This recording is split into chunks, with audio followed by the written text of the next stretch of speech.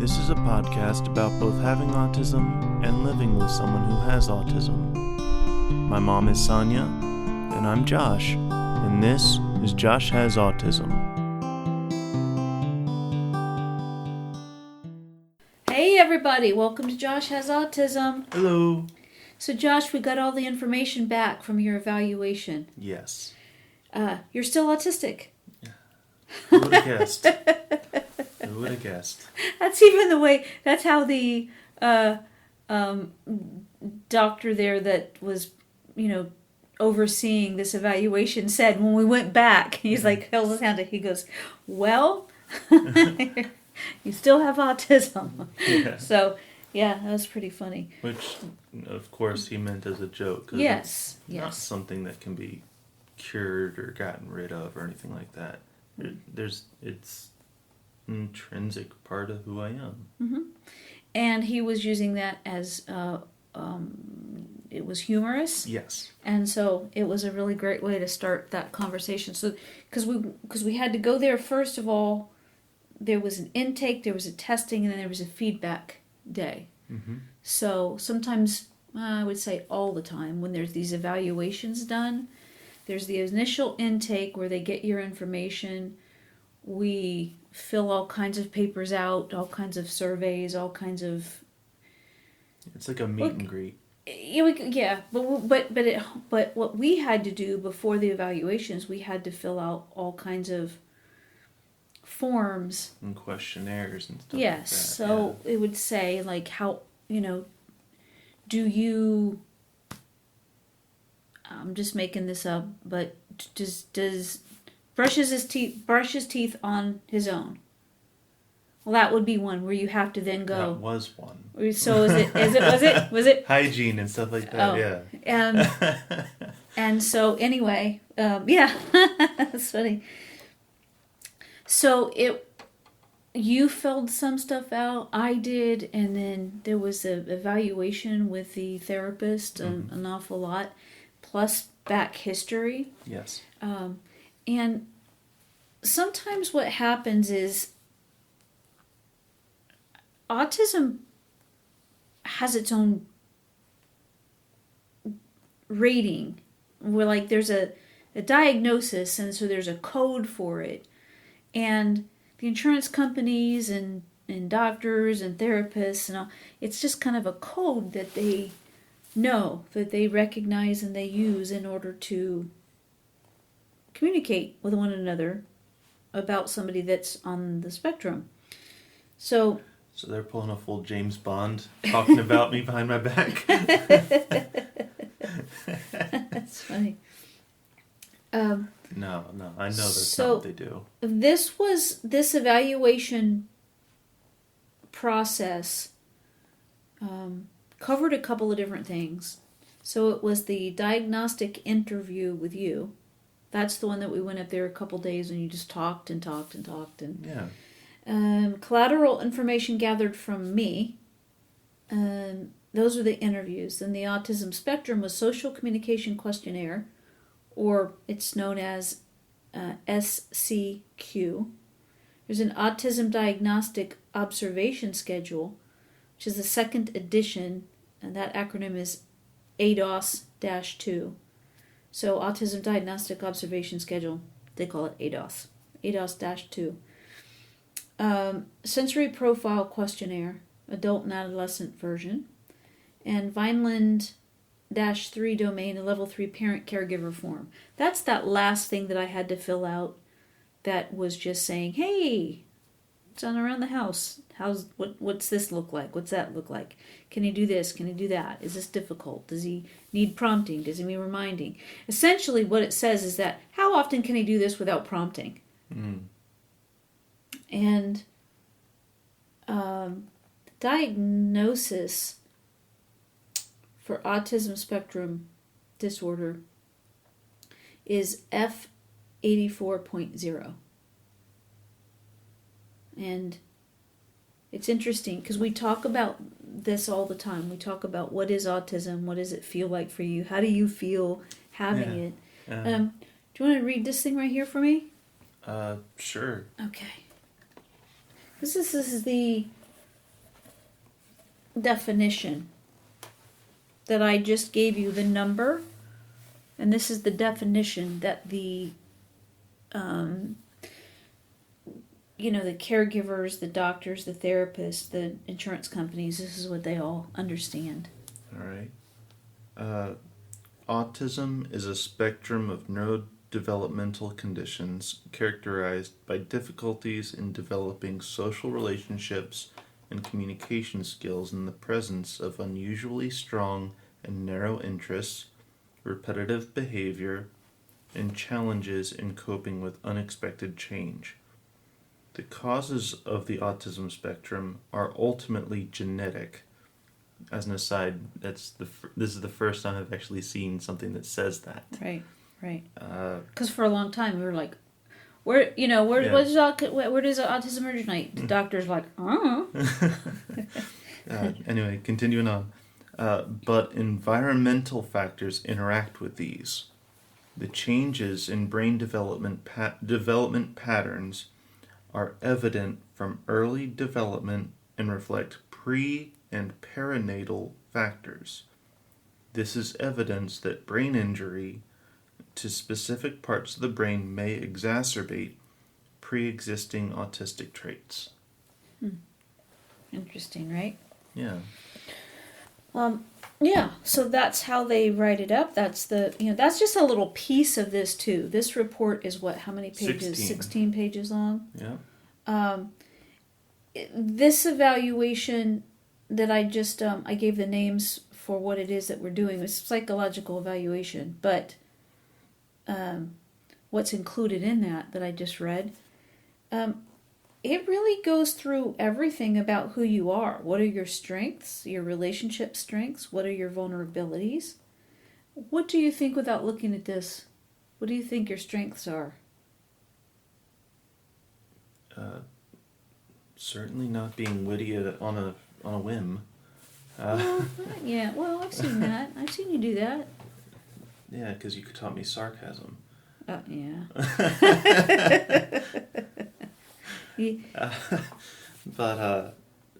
Yeah, strengths you're asking about? Yeah. I'm just wondering if this, because it's what you're doing right now.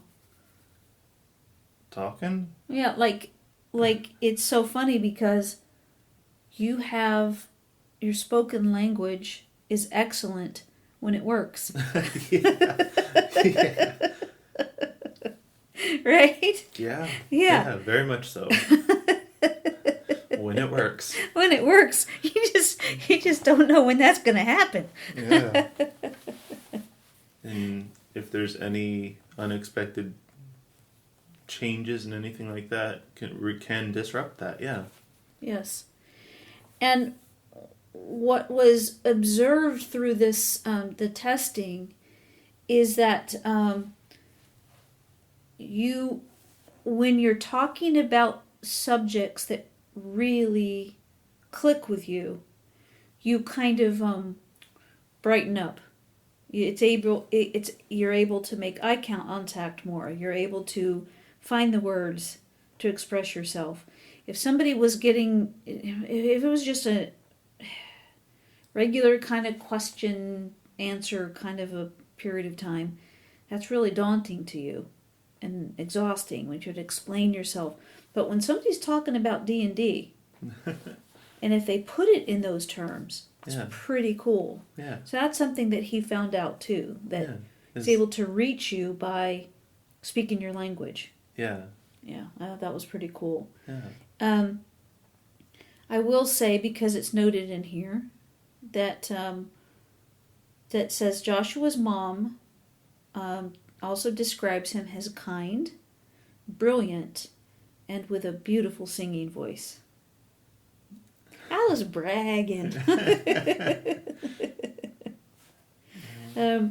But even still, one of the things that came out about it, is even putting in here, is that your interactions for sometimes short or prolonged periods of time, it really kind of drains your battery. Yeah. And that's when you need to recharge. Yeah. And I know that this is off topic, but I'll just say this because it's perfect to what I just said, what we're talking about right now. So the space was made a little bit away, in the backyard. The space was made for you to go and hang out, to be by yourself. And everybody in the family has said that you seem more comfortable now. Yeah.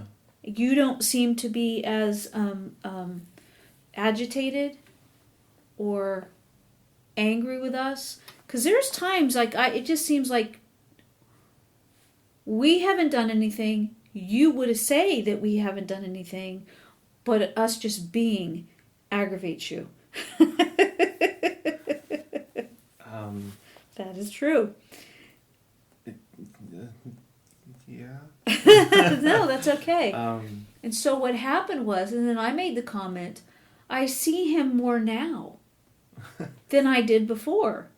Yeah. So people maybe haven't listened to us before.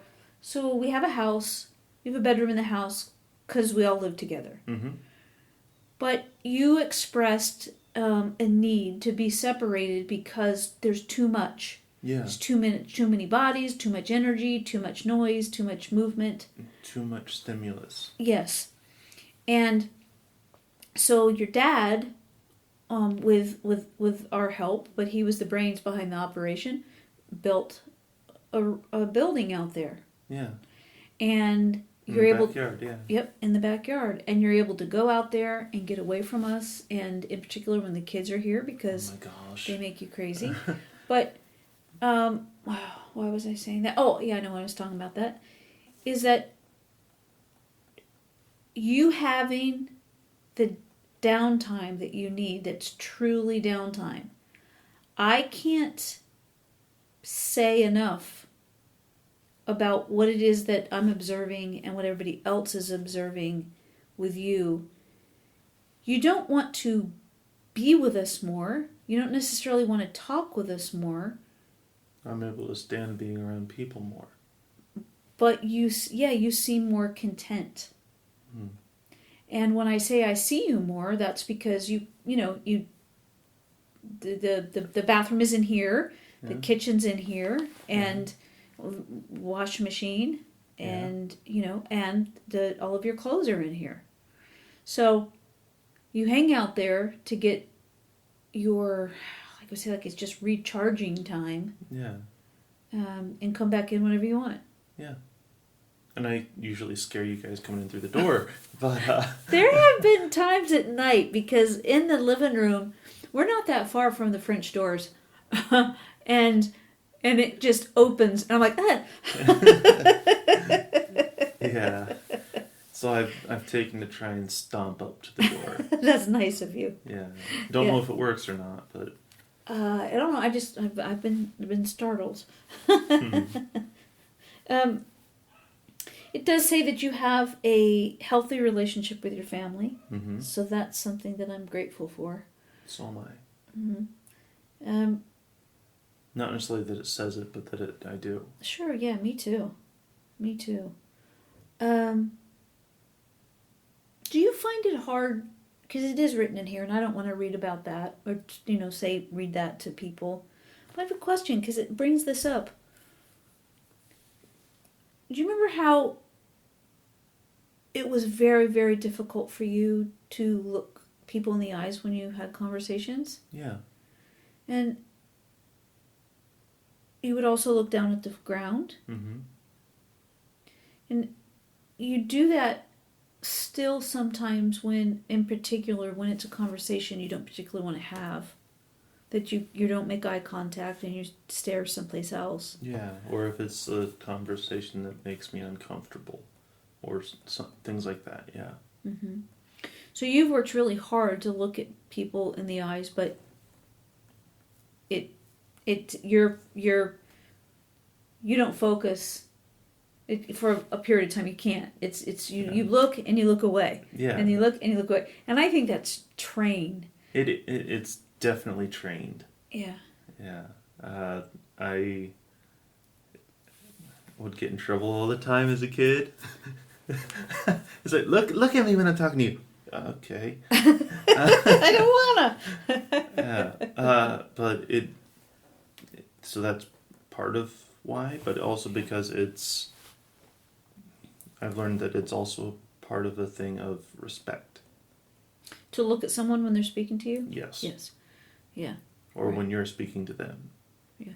Which is interesting because that's a cultural thing as well. Mm-hmm. You know, so not all cultures, you know, agree with that. Right, right. But so you worked pretty hard to get to a point where you can look at people, and so you say if it's a subject that you're not comfortable with, but it seems kind of like it's all the time.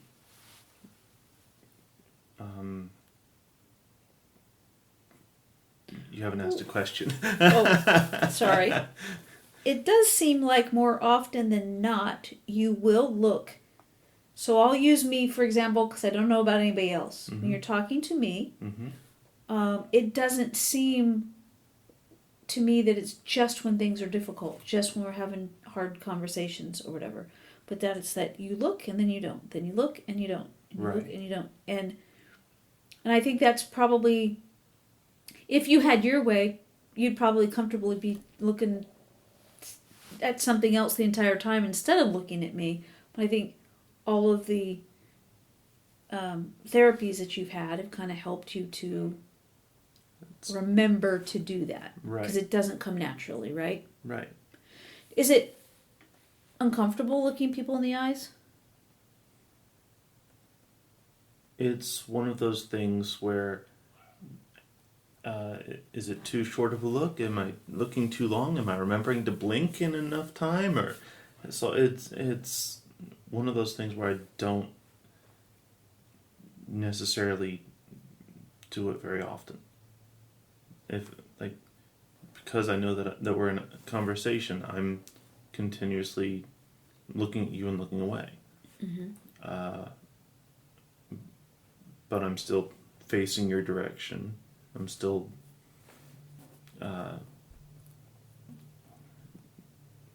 trying to remember all that stuff. It's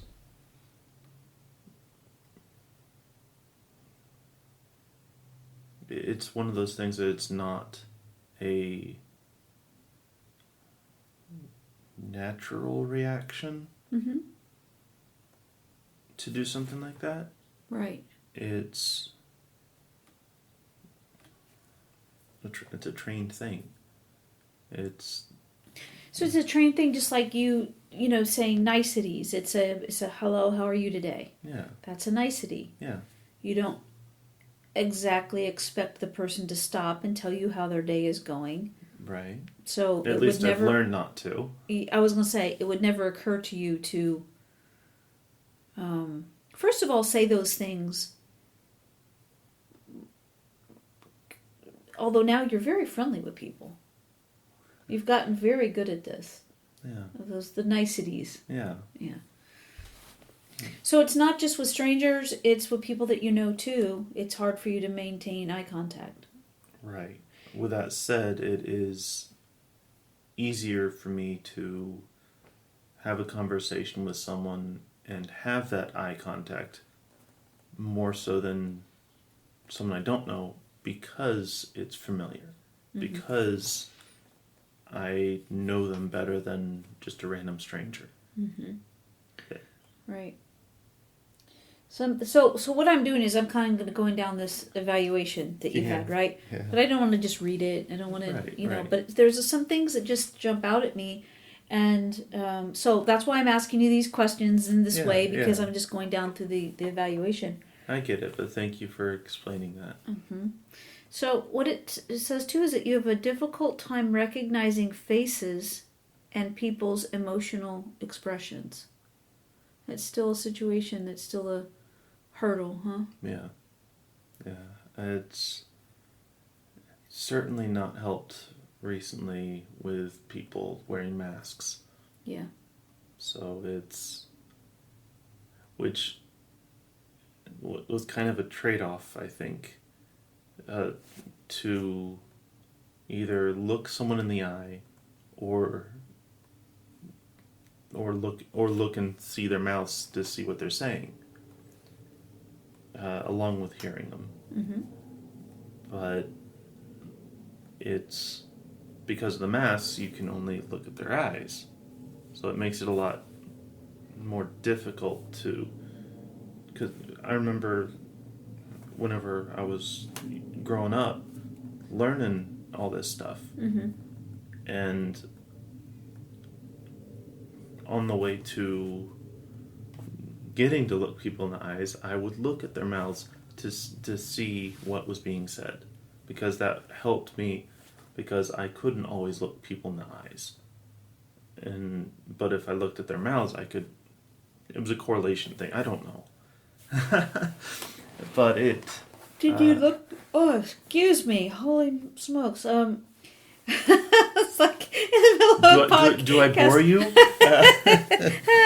Man, sorry about that. But it also, seeing the rest of the face would also have tells that, those little faces on the piece of paper that show different expressions. Yes, like if you go to the doctor, they say like if this pain, and how are the different emotions that. Yeah, and then there's the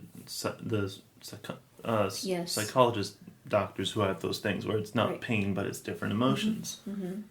The facial expressions really can help point towards what emotion is being shown. And it can help not just to understand what someone may be expressing, but also how to interact with them. From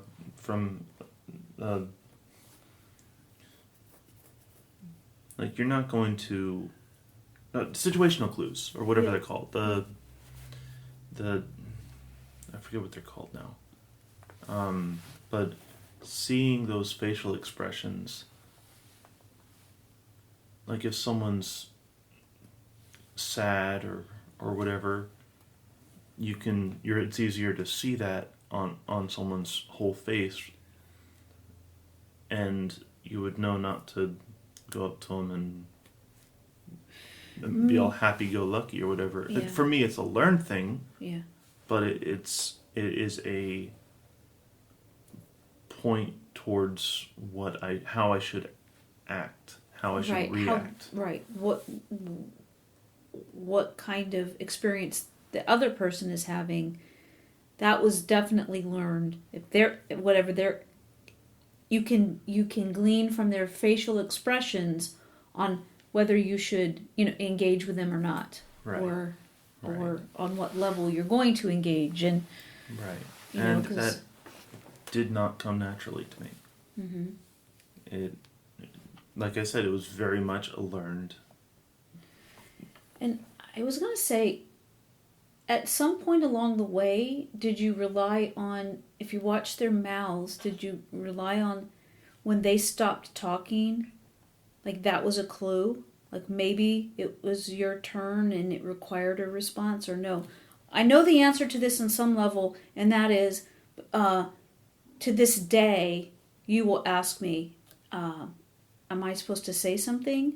Or, I don't know. It's more often than not, I don't know if I'm supposed to say something. If I'm supposed to respond, yeah. Mm-hmm. Or how I'm supposed to respond. Yeah. So was there ever a time when you watched to see if...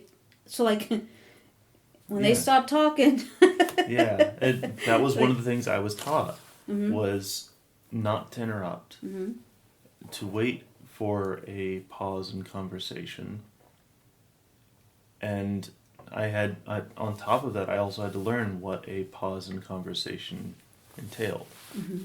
And I believe the first understanding of that was that it's not just whenever someone takes a breath in, a pause in what they're saying to take a breath in or anything. That's not the time to jump in and say something. Right. It is, you have to either give it a 1, 2, 3 kind of beat, and then you could ask something or say something. And there are times when I'm talking to you and I'm finished saying what I'm saying, and like you're you're not looking at me, because we've already established just now that you look at me and then you don't. You look at me, then you don't. There's been times when I'm done and you're not looking at me. When you finally look at me, that's when you're like, was it? Am I supposed to say? I don't know what I'm supposed to do. Right. Right. Which is, so it's not... Because there have been a lot of times, even recently, where I have the opportunity to respond, but I don't know if I'm supposed to, or if I am, how I'm supposed to respond. Right, exactly. And as you point out, in the podcast, and look, the podcast is just a little snapshot of our day, right? Right. But I do it on the podcast, which means I do it all day anyway, which is, you will say to me, is there a question? Yeah. Because I will say something, I am inferring something, yes, but I'm not making it clear that this is a question that I'm asking you that will require a response. Right. And that throws you. Yeah. Yeah, and for me, there's 2 points to that. Mm-hmm. One is that I have had to, whenever there's not a question asked, but a leading statement, I believe is what it's called, where it's inferring something else, it's not a immediate connection that this is something I need to have a response to, because it's also not a clear-cut thing to respond to. Right. And so that's difficult. The second thing is that you bring up us interacting on the podcast here. Whenever we're on the podcast, I'm also here. Correct. Or I try to be. Right, correct. And I try and have, if not answers, but then Input, yeah. So that I can help others to understand or have options that they can go to. Right. I think sometimes people just hearing another person with autism describe what it is that they feel is helpful. Yeah. It's really, I've mentioned this before, that when Richard comes on the podcast with us, we get so many responses saying, this last time was just saying, wow, it really does change how I can approach something. Yeah. For you and I've said this before, and it's worth repeating, that because of Richard sharing his understanding where he's gotten to in his life, to say, Josh, you don't need to have all of the information when you're working with your dad out there, because he's the expert. Trust him. Right. And it's been huge. Yeah, and it's not having to go through with you, this is what's going to happen, and then this, and then this. Right. It's very helpful. Yeah. We still tell you, but it's abbreviated. Yes. And then I think it really helped you to feel like, I don't have to have all the answers. Right. Yeah. So that's really cool. Yeah. And it's been really helpful to not just to others, is my understanding, but to have that input from an outside source that's going through a similar thing, or has gone through a similar thing. Having that input can radically change the perspective. Yes, and I think that is also worth saying, that you have expressed how much the podcast takes out of you. How we've really got to make sure that that's the thing that you're doing. Yeah. That you have advance notice of when we're going to do it. And it really is, so what people hear us having a conversation, We don't talk this long. We really don't. We don't. I'm also more in these things, I guess. That I'm putting out a lot more effort, a lot more energy than I typically would. Right. For the podcast. Yes. Yes. Because, so people hear us talking, so whatever, if it's at 30 minutes or it's an hour, that's just unheard of. I mean, that's not what we do. Right. We do communicate. Mm-hmm. We have periods of time where we have a longer conversation, but nothing like this. Right. I mean, a perfect example / reason is whenever I would get in trouble for doing something I wasn't supposed to do or whatever, and you'd point out, it wasn't even me getting in trouble, it was you pointing out things that I would need to work on. It would have to be less than 15 minutes tops. Yes. Because I would not be able to focus on much more beyond that. Well, just on anything, even if it's something fun that we're doing, you can only take so much of us and so much of the give and take and trying to figure out. And look, what you're just described is that you're in your own house. We're your family. Yeah. You've known us since you were born. And yet, it doesn't change the fact that conversation and communication is daunting for you.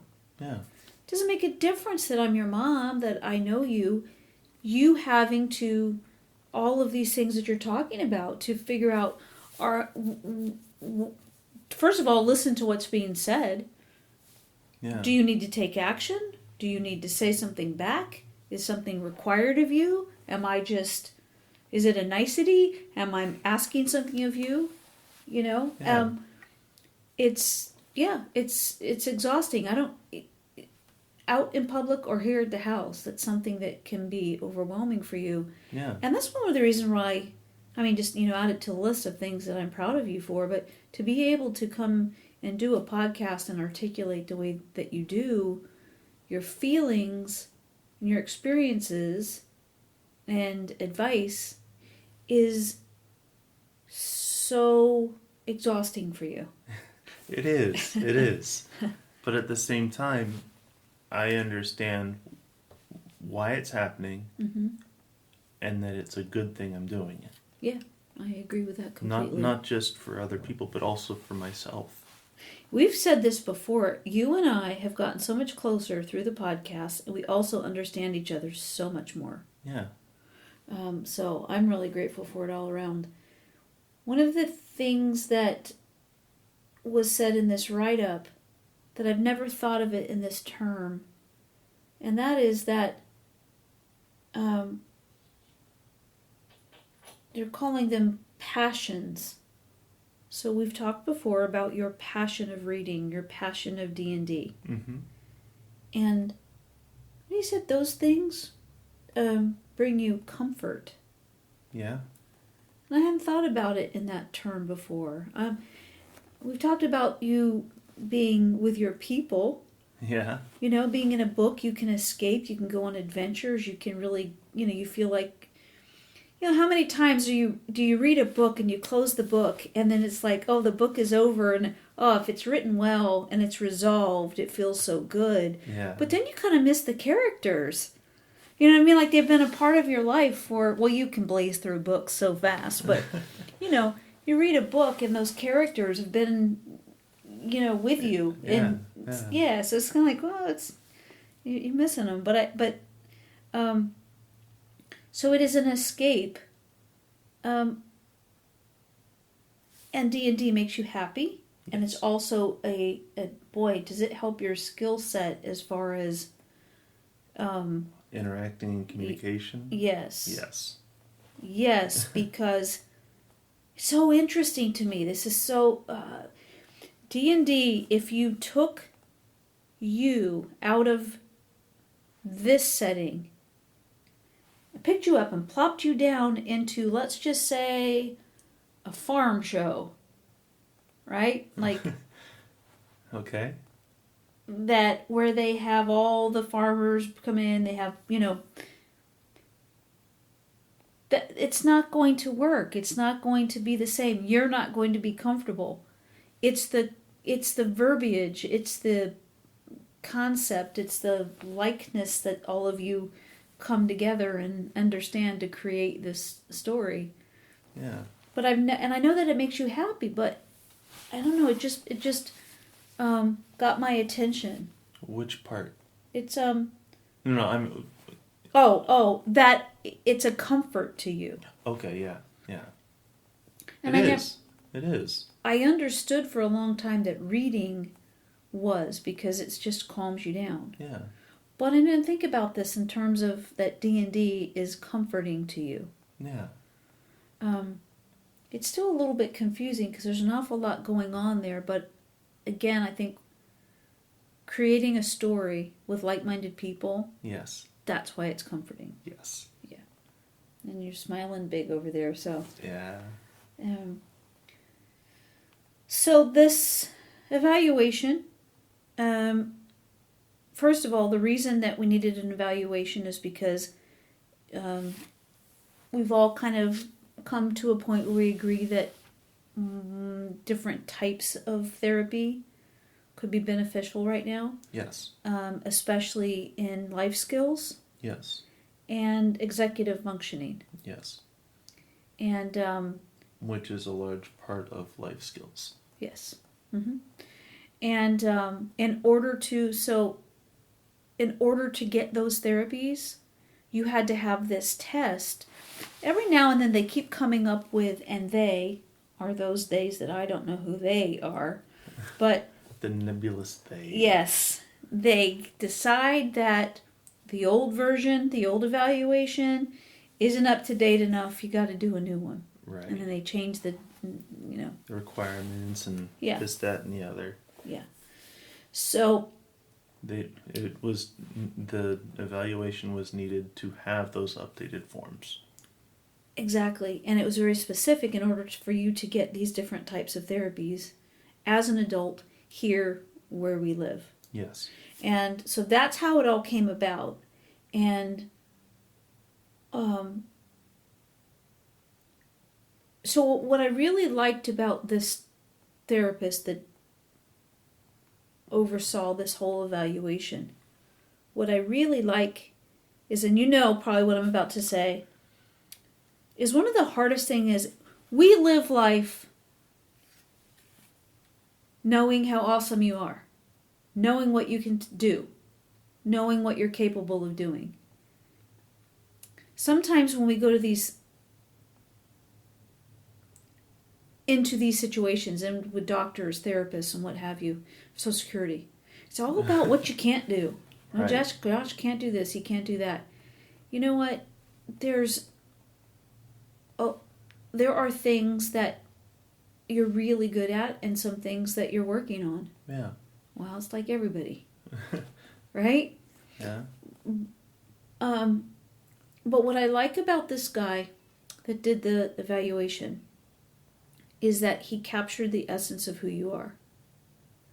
And I really, really appreciate that. Yeah. Because this one is written in such a way that it has to, out of necessity. It's by design, it's what it does.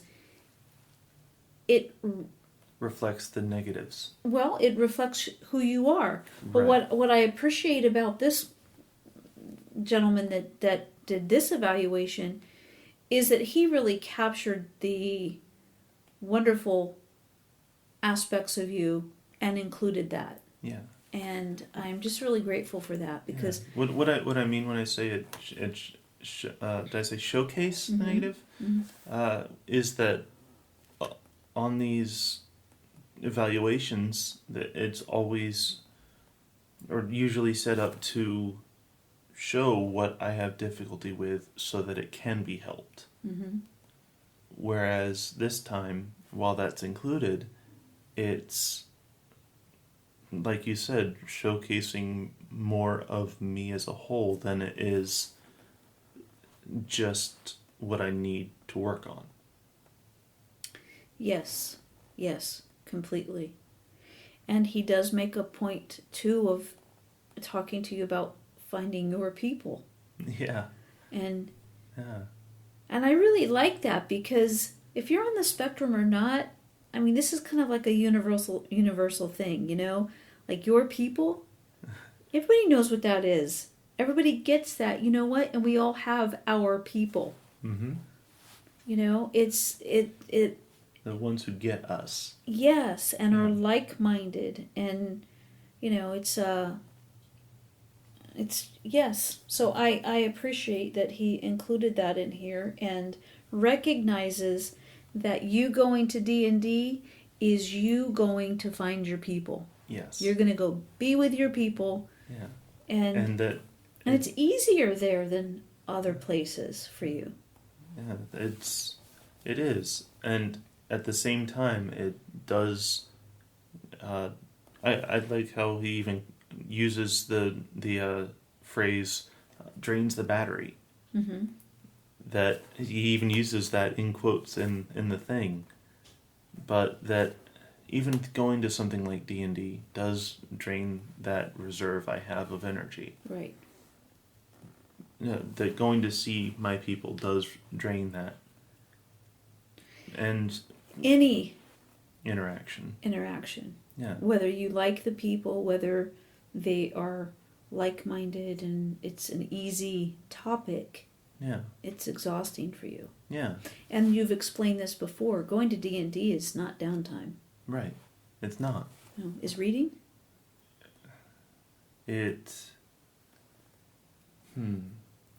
Reading can occasionally be that kind of draining feeling. With that said, I think that's more because it is a stressful part of what I'm reading. Mm-hmm. Because usually when I'm reading, I'm not having to do the mental hoops, both creating the mental hoops and then jumping through them. Mm-hmm. Right. It's me seeing the story as it's happening, which for me is quite literal, in my case at least, because I may see the words, but I'm not seeing the words, I'm seeing the story happen. Yeah, I think we've talked about that before, how there's a movie, actually there's a few movies, where they start out with somebody talking, and then it goes into the action of the story that they're describing. Yeah. It's really cool. I Yeah. like it. I like it when they do that. But every time you talk about this, like, I think that that's what happens. Yeah, it's fairly accurate, actually. You know? It's kind of like, do you remember that movie Jumanji? Yes. It feels like it's kind of like that, where You're sucked into the game or something? where there's real life, and then you can instantly switch and go, by you picking up the book and reading, you can instantly, and knowing that you see this stuff. That's what it makes me think of. It's like Jumanji, when they're there doing their stuff real time. Mm-hmm. They roll the dice, then all this craziness goes on. Yeah. But that's what I picture that you're seeing, like all of that's going on, all of the, you know, in this case, Jumanji, like the wild animals running through, and you know, it's yeah. And I think that's pretty cool. Yeah, and I think that it's interesting how you were asking, or if I could get the words out. Mm-hmm. So it can be draining at times, but it, for the most part, is me recharging. It's me not having to use my too much of my mental faculties to have things happen. Mm-hmm. It is comforting to me to be able to read. Yeah. And so yeah, it's And you read all the time. You read while you eat. yes. Or at least I usually do. Yep. All throughout the day, you're going to be reading at some points. Yes. So. And that also leads back into being out there in the space out there without being amongst other people. Mm-hmm.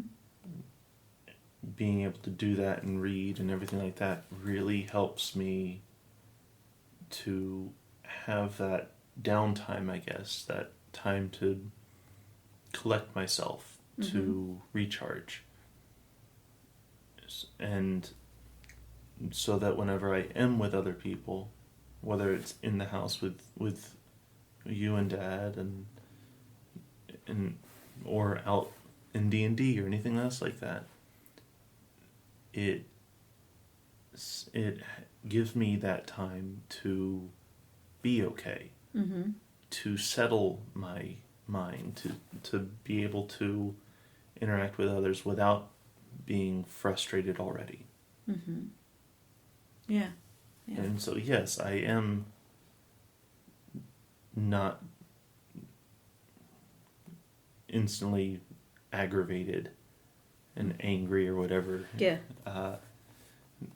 Just by interacting with you guys. It's not like that. Right. And I would like to clarify, I'm not, even whenever I didn't have the option to go out there, it wasn't me being angry that I had to interact with you.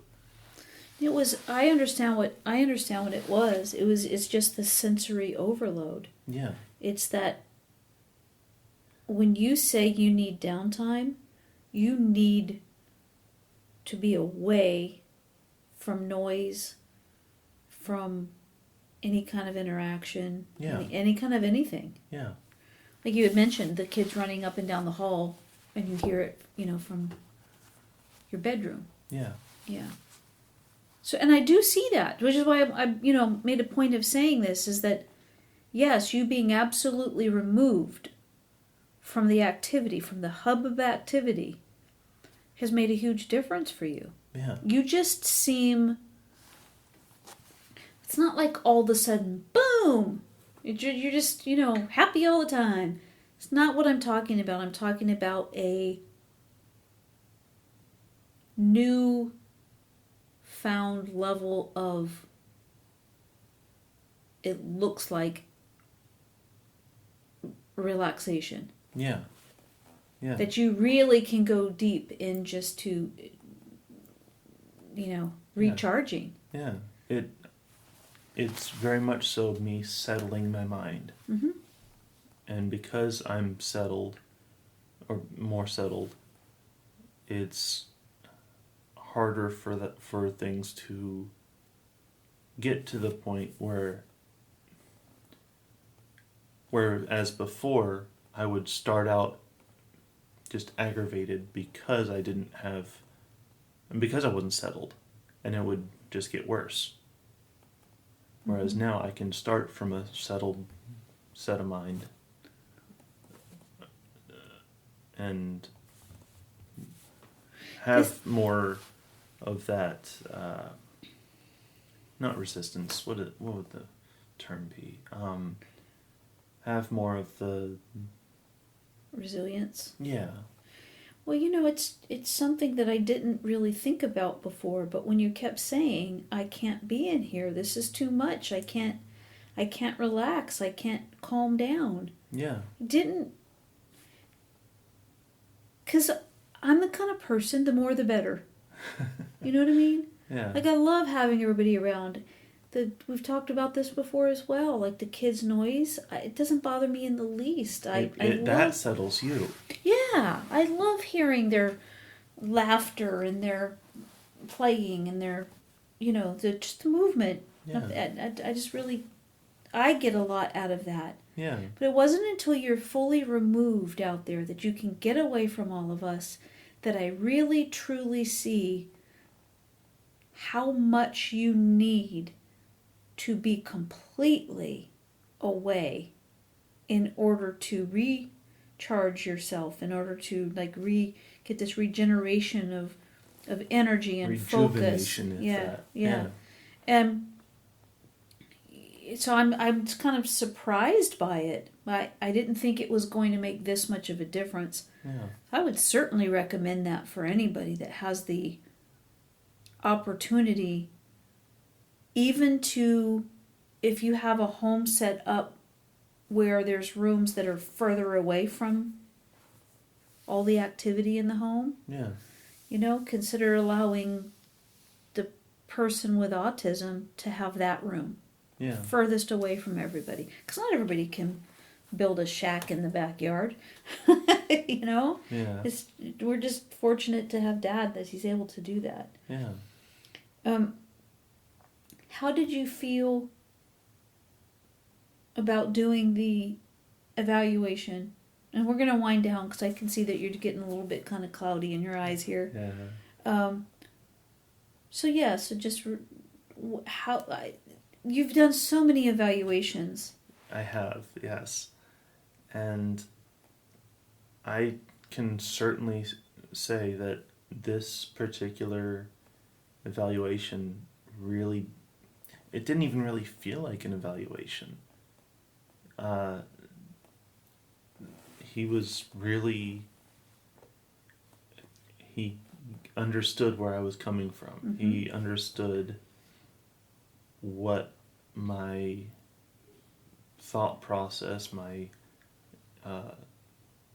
the things that I enjoy doing, like D&D, like reading, and all that stuff. He got all of that. Mm-hmm. And he was using terminology from those things, from science fiction and fantasy, in our conversations as examples or as a different way to connect to me and understand me. Mm-hmm. And that was extremely different than what I've experienced in the past from therapists or doctors. Yeah. So it was a really good experience for me this time. Yes, it felt entirely different from beginning to end. And this particular therapist, and everybody, I don't know if you guys know this or not. Well, the evaluation took place in Williamsburg, Virginia.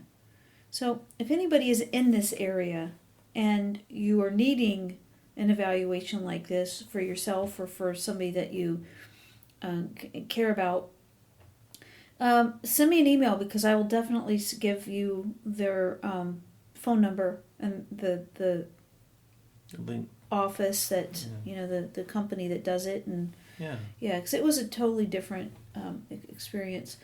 I'm looking at you. You did a fantastic job with all this because I'm telling you what, you explained an awful lot today, so you just went above and beyond.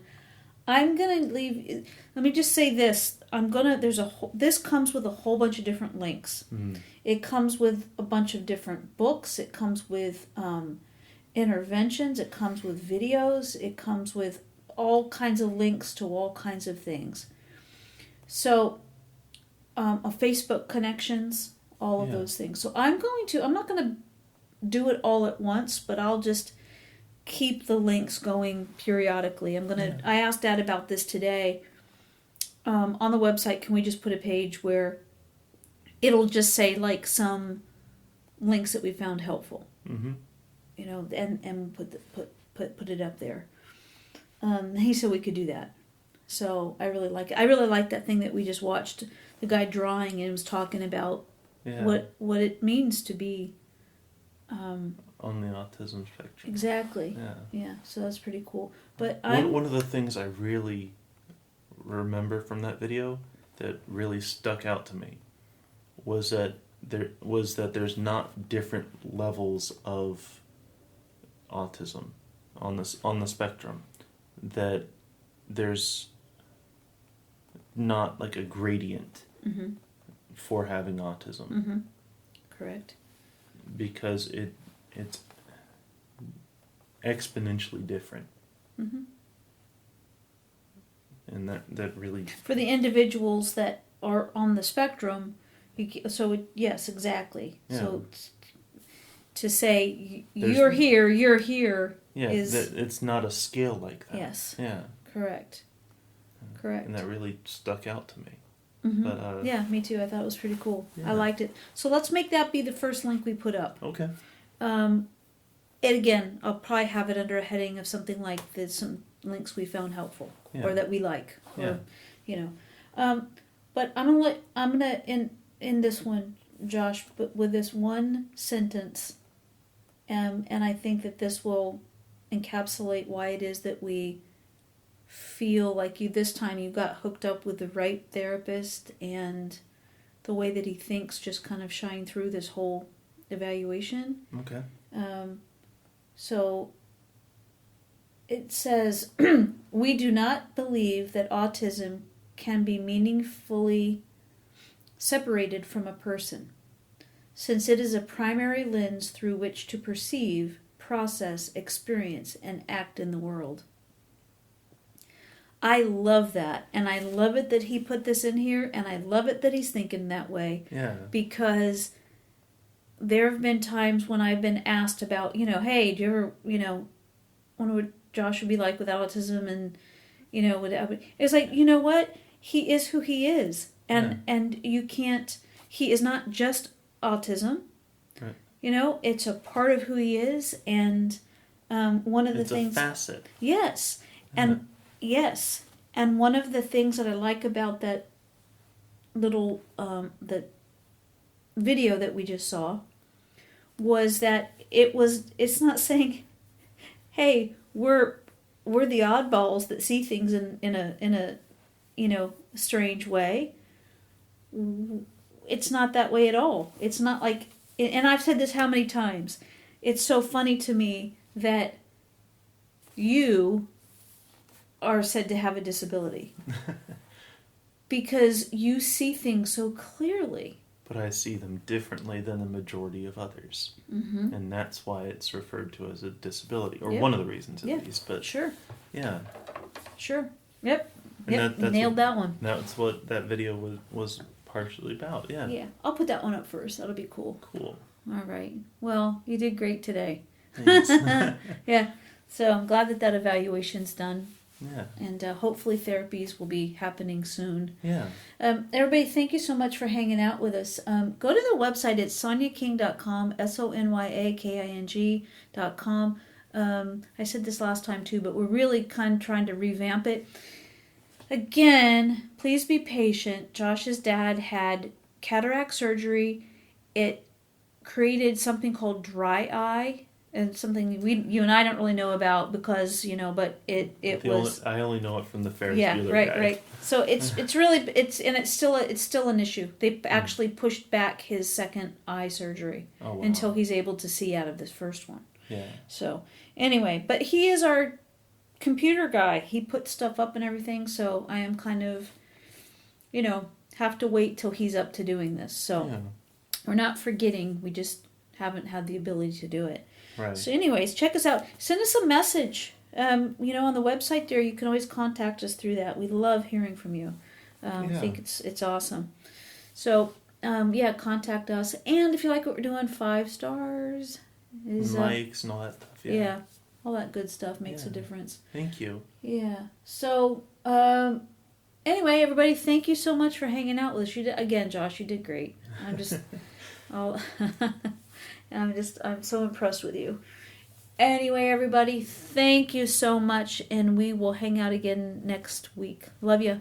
Bye.